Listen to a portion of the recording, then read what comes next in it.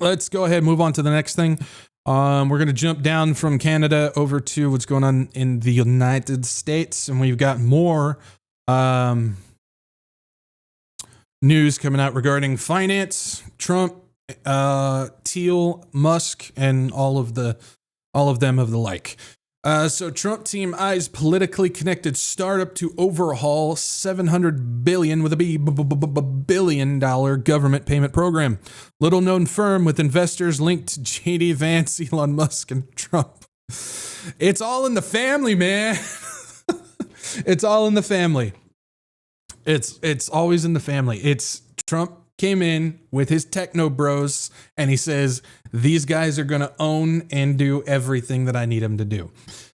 And that's the script. That's how it goes. And it's hundreds of millions in fees. This goes against all the normal contracting safeguards, one expert says. 4 days before Donald Trump's inauguration, financial technology startup Ramp published a pitch for how to tackle wasteful government spending. In a 4,000-word blog post titled The Efficiency Formula, Ramp's CEO and one of its investors echoed ideas similar to those promoted by Trump and his billionaire ally, Elon Musk. Federal programs were overrun by fraud and common-sense business techniques that could provide a quick fix. Ramp sells corporate credit cards and artificial intelligence software. Here we go. Finance and AI, of course, for businesses to analyze spending, and while the firm appears to have no existing federal contracts, the post implies the government should consider hiring it. Just as Ramp helped businesses manage their budgets, the company could do the same for a variety of government agencies. Didn't take long for Ramp to find a willing audience. Within Trump's first 3 months in office, his executives scored at least 4 private meetings with the president's appointees at the General Services Administration, and so on and so forth. Some of the meetings were organized by the nation's top procurement officer, Josh Grunbaum, commissioner of the Federal Acquisition Service. We're going to see that everybody knows everybody when it comes to this situation, and we should see that this is not only a problem if everything was actually real with everything that's going on, but we should be viewing this as a situation of, hey, going right along as planned. Everybody's connected and everybody's bringing in the new system, the new order. Again, that's what Trump and Elon Musk were pushing. Remember all the things, the new world order. This is the new order. This is the new America. Everything is the new. Well, they're bringing in that new system, and this all has to do with this.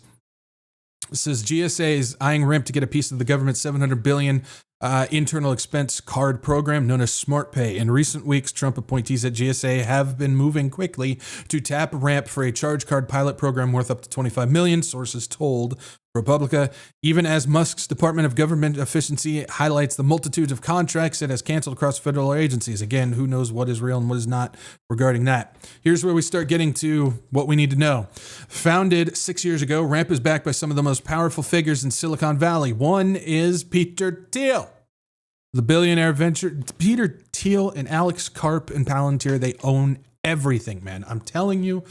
I'm telling you. It's these guys, man.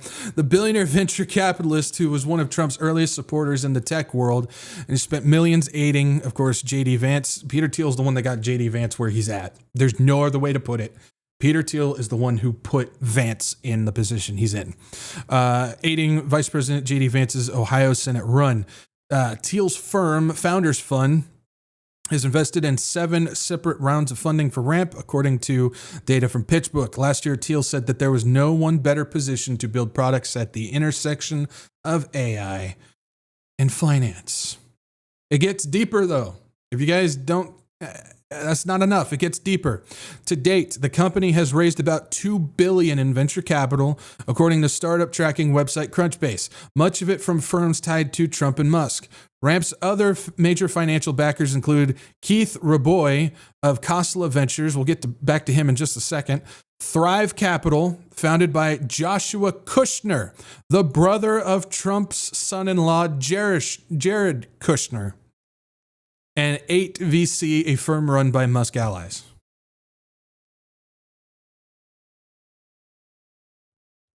So we got Thiel, we got Kushner, we got Musk, let's keep going. We got to get back to Raboy, because he pops up again in regards to this. The special attention Grunbaum paid to Ramp raises flags inside and outside the agency. This goes against all the normal contracting safeguards. Have you noticed that all of the contracts that are now being handed out by Trump's administration are all going to people connected to people like Thiel and the PayPal mafia and other Silicon Valley venture capitalists?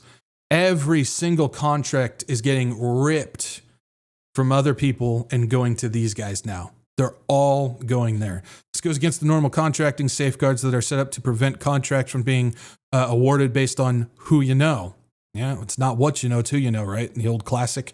A senior GSA official who requested to be anonymous for fear of retribution said that the high-level attention Ramp received was unusual, especially before the bid had been made public. You don't want to give this impression that leadership has already decided the winner somehow. It's all already been decided. Let's get back to Raboy. Raboy, one of Ramp's earliest investors, a part of an influential group of tech titans known as the PayPal Mafia. Here we go. Leaders of the early payment company include several influential players surrounding the Trump administration, including Musk and Thiel. Raboy and his husband, he has to be gay too. Let's throw that on there. He's gay as well. Jacob Hellberg hosted a fundraiser that pulled in an upwards of $1 million for Trump's 2024 campaign, according to media reports. Trump has nominated Hellberg for a senior role at the State Department. You can't make this up. You just can't make this up. Like, this is the stuff that is just, why are we not discussing this? Why does nobody want to hear about this? Why is it bad when Biden has his boys and his family all wrapped up in everything, but it's just fine for Trump to do it on his side? What is the double standard? Because I can't figure it out.